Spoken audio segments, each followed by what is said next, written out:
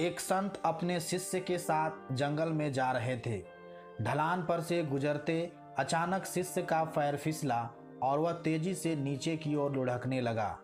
वह खाई में गिरने ही वाला था कि तभी उसके हाथ में बांस का एक पौधा आ गया। उसने बांस के पौधे को मजबूती से पकड़ लिया और वह खाई में गिरने से बच गया। बांस धनुष की तरह मुड़ गया, लेकिन ना तो वह जमीन से उखड़ा और ना ही टूटा। वह बांस को मजबूती से पकड़कर लटका रहा।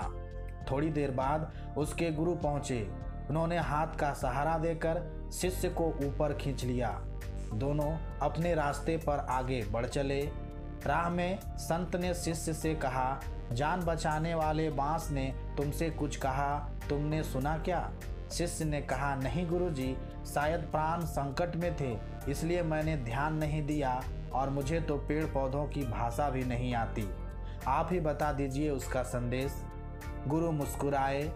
खाई में गिरते समय तुमने जिस बांस को पकड़ लिया था वह पूरी तरह मुड़ गया था, फिर भी उसने तुम्हें सहारा दिया और जान बचा ली। संत ने बात आगे बढ़ाई, बांस ने तुम्हारे लिए जो संदेश दिया वह मैं तुम्हें दिखाता हूँ। गुरु ने रास्ते में खड़े बांस के एक पौधे को खींचा और फिर छोड़ दिया। बांस लचक कर अपनी जगह पर वापस लौट गया। हमें बांस की इसी लचीलेपन की खूबी को अपनाना चाहिए। तेज हवाएं बांसों के झुरमुट को झकझोर कर उखाड़ने की कोशिश करती है, लेकिन वह आगे पीछे डोलता मजबूती से धरती में जमा रहता है।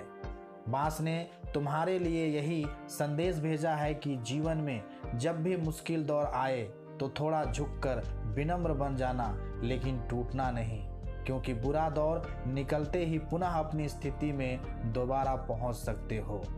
शिष्य बड़े गौर से सुनता रहा।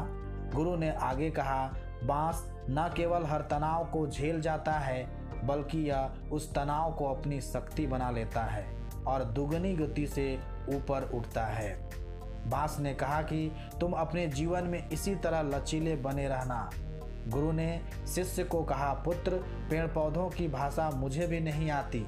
बेजुबान प्राणी हमें अपने आचरण से बहुत कुछ सिखाते हैं। जरा सोचिए कितनी बड़ी बात है। हमें सीखने के सबसे ज़्यादा अवसर उनसे मिलते हैं जो अपने प्रवचन से नहीं बल्कि कर्म से हमें लाख टके की बात सिखाते हैं। हम नहीं पहचान पाते तो यह कमी हमारी है। धन्यवाद।